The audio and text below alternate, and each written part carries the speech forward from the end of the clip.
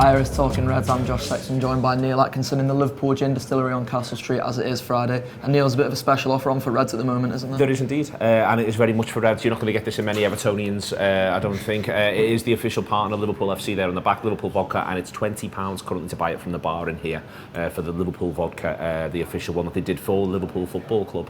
In general, it's always good to be here, in that the setup's absolutely fantastic. I'm in love with those chairs in that corner where we can't film. Yeah, they're amazing. It's too dark, we can't film there. It was a there. shame that Fuad didn't bring lights, really. I'm willing to blame it on Fuad, to be honest. Well, the back's just not very interesting either, but the chairs are drop dead gorgeous. In fact, I'm going to ask Fuad in a minute. He was very harassed today because he's doing a million things for us on different videos. I'm actually going to ask him to get a cutaway of those chairs to drop in now. We're into interior design as much as anything else currently at the Anfield Wrap, and what a chair set it is. The award-winning Anfield Wrap seems to be an award-winning interior design company as well. Just take us to Laura Ashley now. Absolutely, but speaking of award-winning, it was the UEFA Awards last night, the UEFA Champions League group stage draw as well. But Neil, just speaking about the awards for some, first and foremost, I should say, Virgil van Dijk and Alisson Becker absolutely cleaning up. Yeah, it's really interesting to me that there does appear to be a bit of a thing where, I mean, I think this is all a bit harsh on Mane, in that there does appear to be a bit of a thing which is if Messi and Ronaldo don't win it, then we've got to give the best player to someone else, to a defender somewhere else, because we can't say anyone's a better attacker than them. And I think that Sadio would be genuinely in with a shout around that sort of stuff. But we are where we are and we can relax. I think it's great for Virgil, and I think it's great for the whole team. You do defend as a unit, and Virgil has been outstanding over the course of the last 12 months. Honestly, he's clearly the best centre-back in the world. It's a huge vindication of the fee, which now no one talks about, other than to say no one talks about the fee, no one talks about the fee. And the same thing now for the goalkeeper as well. And I think they've been tremendous, and the goalkeeper, I think, has had a profound impact on that. I think part of why Van Dijk wins best defender is because he's got that goalkeeper behind him. It's all interlocked and interrelated, and I think the pair of them deserve enormous credit, as do the players who play with them. That is all these awards, whilst they are for the individual, they are also simultaneously team awards, and the more so the further back the pitch you get. I think that they've been terrific. They have been the best in their class, and Liverpool have been the best side in their own half in Europe over the last 12 months. Absolutely, Liverpool the best side. In pot one for the group stage draw last night as well. They drew Napoli, RB Salzburg and Genk. I know we're all sort of licking our lips at the prospect of Genk, but RB Salzburg equally will be a good set of games. 2 games Liverpool should win, and then Napoli's maybe the only one you're looking at and thinking Liverpool can maybe take the home game, but the away game's going to be tough again. Yeah, but I think Salzburg, I wouldn't be taking Salzburg lightly. I spoke to an American friend of ours, Kevin, who's they've got a new American manager and they've been legging everyone so far. They had Real Madrid in pre-season and gave them a torrid time. It's only pre-season, but they're very, very, very high energy. Liverpool aren't going to get away with taking this lightly, I think, against Salzburg. I think Genk may be an easier one. I think the other thing from a Liverpool point of view is Salzburg away is the last game. So with a bit of luck, they may well have qualification done by then. The first game against Napoli, I think, is going to be really, really important for the club. I think they're going to want to start well, and that's just not losing there. I think if they don't lose there, then they're in really, really good shape, and then you would then be looking at the next 4, which will be 3 home games and only the 1 away, and say, right, and the away is against Genk. So can we take 12 points from that? And if we do that, then we find ourselves on 13 points, and we should be qualified at that point. So I think that it is a real opportunity to do that. Can't take any of them lightly, and as I say, Salzburg may provide a bit more of a challenge than is expected. And it's fair to say Napoli are a side who know how to play against Liverpool. They know what to do when they face Liverpool.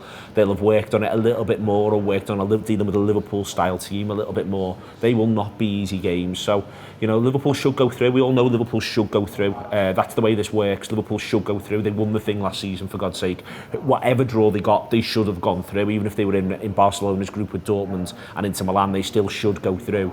But they will have to. I think they will have to work in Salzburg if they need to. They will have to work in home and away against Napoli, and hopefully the Genk game is the 6 points that you expect it to be, and there isn't a Red Star Belgrade style cock-up. Yeah, absolutely. I've tried to pick out 3 highlights from the awards and the sort of UEFA ceremony, I think they call it, last night. I could go with Virgil van Dijk talking about the Barcelona game and Messi, almost hanging his head in shame, but I've picked out Eric Cantona's speech because I don't know if you've seen it, Neil, but it's absolutely marvellous. It is spectacular, and fair play to him. He's really, really, he manages to bring so many different philosophies to bear over the course of the speech. I just love the ending where he just goes, I love football. Yeah. And everyone's completely stunned into silence. The discussions around eternal life were tremendous, and then to end that with I love football, it genuinely felt like the sort of thing that I'm doing on stage up and down the country. So I've got complete respect for it. he's fully committed to the concept. I also adored what he looked like.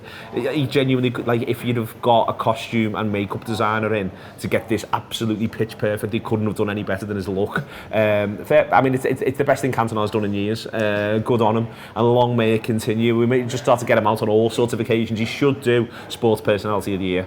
Absolutely. It's one of these things about the UEFA ceremonies in which you're never surprised by how long they drag on, but sometimes they drag on beyond what you actually expected them to. Yeah. But that was just like such a nice little moment in between it all. It broke it up for everybody, I think. I was on the train coming back, I only saw the speech back after the fact, but they do drag on to such an extent. So the idea of there being a weird segment in there, I'm right into it. They might have to do it every single year now in terms of... I do feel a little bit like it, to me, it's quite a strange thing, the whole...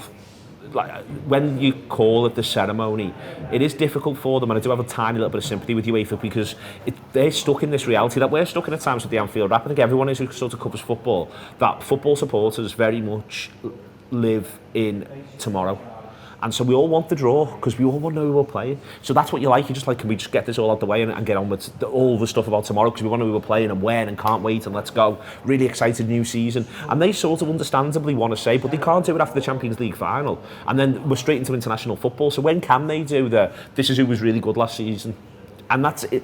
It's all right that UEFA get to do that, but we're now all built up with this draw, understandably, because we just want to know what the draw is with what about tomorrow. I sort of wonder whether or not they might be better almost just doing the draw first, getting it done as quickly as possible, but saying, listen, coming up we've got, and then people can hang on to, for instance, find out who's done that sort of thing, because as it is, it does just become this strange thing where there's basically two shows going on at once. One's the Champions League draw, and the other one is effectively Sports Personality of the Year.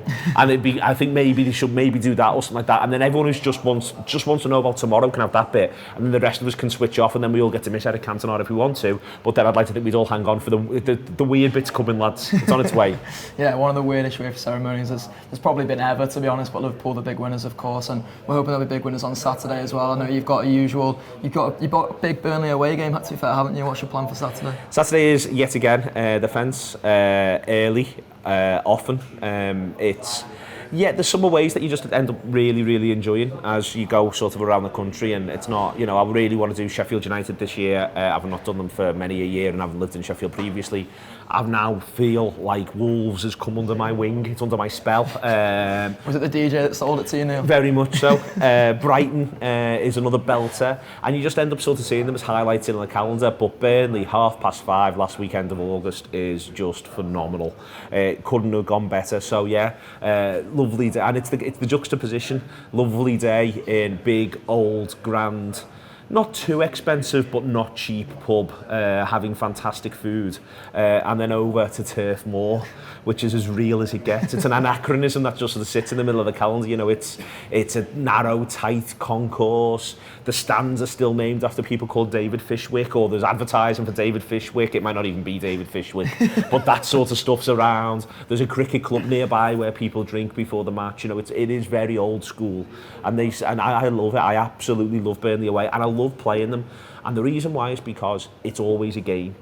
You're never going to, I'd almost be, listen, what do I want? I want Liverpool to win 5-0, that's what I always want. But I'd almost be annoyed if we rolled them, in that their job is to be awful and to make it feel like a real occasion of football. They're there to Burnley you, and they're good at it. You've only got to look at the fact of the matter is that since they've come back up this time, they've scored every time they played us, and that includes at Anfield. Every single time they played us, they've scored, and a fair few of those goals are to go ahead in games. With the 1-1 a couple of seasons ago, they went ahead. They went ahead last season away at Turf Moor. They went ahead in the Anfield game.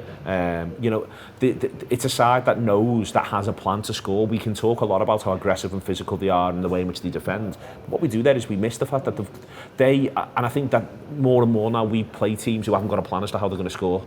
But Burnley will have one. Sean Dyche has got a Liverpool plan, and we're going to get to see it. And so all of it becomes this real sort of brilliant bit of football. And then, last 2 seasons away at Turf Moor. Last season you had the the Alisson save followed up by the counter-attack to make it 3-1 and kill the game, and they're wonderful goals. And then the year before, on New Year's Day, you had the Ranier Klavan / Dejan Lovren winner to make it 2-1, you know, on New Year's Day when we're all hungover, it's pouring down with rain, it's horrible. Famously Jurgen Klopp's favourite game. Yeah, Jurgen Klopp's favourite game of that season, and I was with him 100%, and it was brilliant. And he went off air on that one, he was chatting to us about what was it like to go, and you're like, oh Jurgen, I'll tell you what it was like to go away to Burnley, mate. You don't need to worry, you want to get yourself to the fence, you get a really good tea, take the dogs.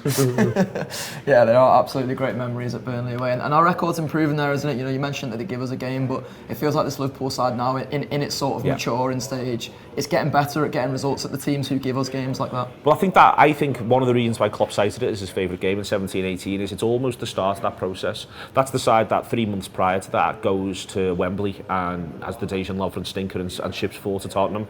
And by the time we get to that Burnley game, we're a different side. Van Dijk's just signed, but he doesn't play that day. But we're beginning to become a side that gets results. And that's what I think you see from them that day, and that's what I think they're about now. And that's why, yeah, it's sort of like a comfort blanket. I know it's going to be a game of football on the one hand. On the other hand, I expect it to be a game of football. Liverpool ultimately win. Yeah, hopefully it will be a win, and there'll be loads of Anfield Wrap content around that game, of course. We'll be doing the post-match show, the post-match pint as well. If you're wondering where that's gone, it's gone to our Tall Player premium service, so do subscribe to that. It's £7 for the audio, £7 for the video, or £10 for all the content. In other Anfield Wrap business though, we had a bit of a book signing event last night, didn't we, Neil? We were signing these books, talking about it as well. This is our book from last season. If you're already onto our writing at the Anfield Wrap, you'll have seen last season was one of the better ones because we got to celebrate a lot of things. So you can go and get that book at theanfieldwrap.com/shop. Also subscribe to Anfield Wrap, also subscribe to the YouTube channel. Nice one, Neil. Take it easy. To a winning weekend.